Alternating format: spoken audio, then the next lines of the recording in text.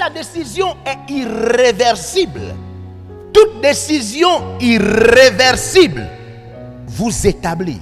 Si de tout votre cœur, et ça ne souffre d'aucun apparat, aucune apparence, vous décidez que vous allez être intègre, juste, et vous servirez Dieu dans les îles Caïmans avec une décision irréversible, vous le serez. Oui, vous le serez. C'est-à-dire, la décision est la chose que Dieu vous a donnée. C'est elle qui prend le caractère de la foi. C'est la décision. Vous n'avez pas toujours décidé, il ne faut pas suivre, il ne faut pas croire que vous avez décidé. Non, vous avez envie.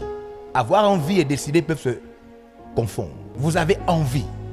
Je veux servir Dieu. Ça c'est l'envie, ce n'est pas la décision. Vous me suivez? Alors je vais vous donner le secret de la décision dont nous avons tous besoin. Car c'est du cœur. La parole n'est pas aussi loin que tu penses. Elle est à côté de toi et dans ta bouche. Vous comprenez? Tu peux prendre la décision. Tu peux prendre la décision. Le texte, les versets avant disent, ne cherche plus Christ. Comme s'il était en haut. Ce serait le faire redescendre.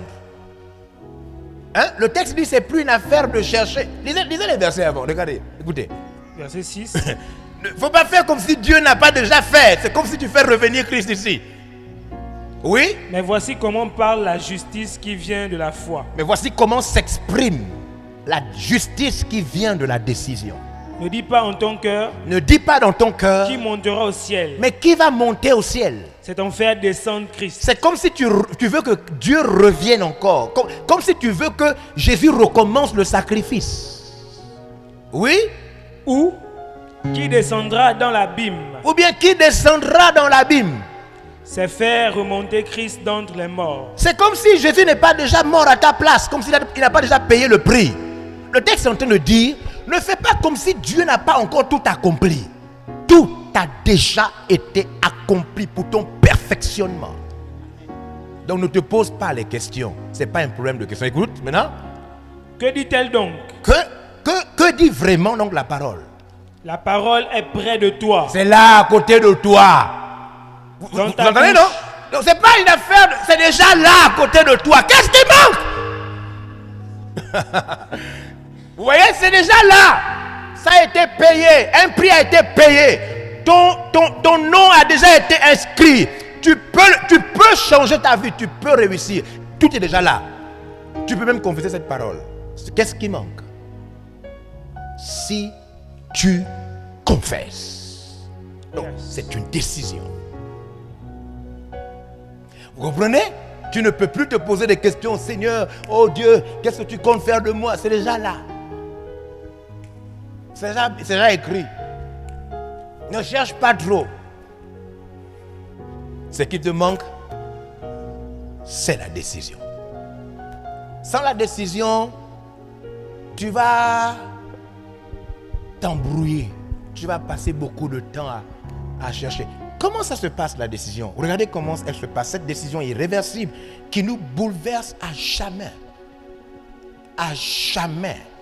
Celle qui te transporte, te qualifie et te fait réussir. Mais pourquoi il est sorti de prison? Pourquoi le rêve d'enfant s'est accompli? Pourquoi l'esclave de Babylonie est devenu puissant, premier ministre en Babylonie? Pourquoi l'enfant jeté dans l'eau est le grand libérateur?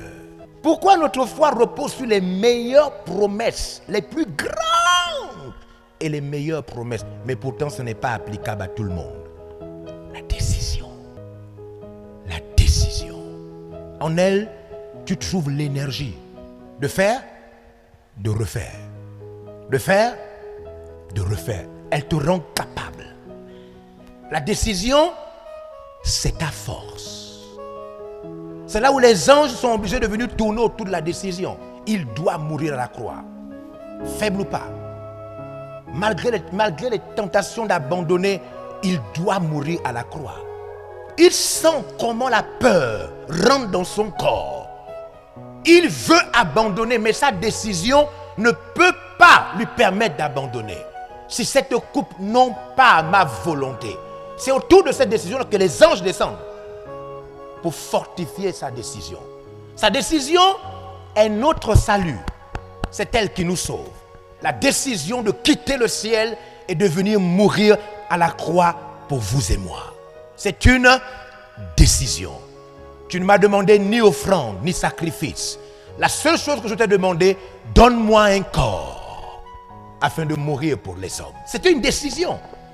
Pour cela, Dieu l'a souverainement élevé en lui donnant le nom au-dessus de nous. Vous pouvez retrouver l'intégralité de ce message sur la page Facebook et la chaîne YouTube de l'apôtre évangéliste Georges Olivier Passabois.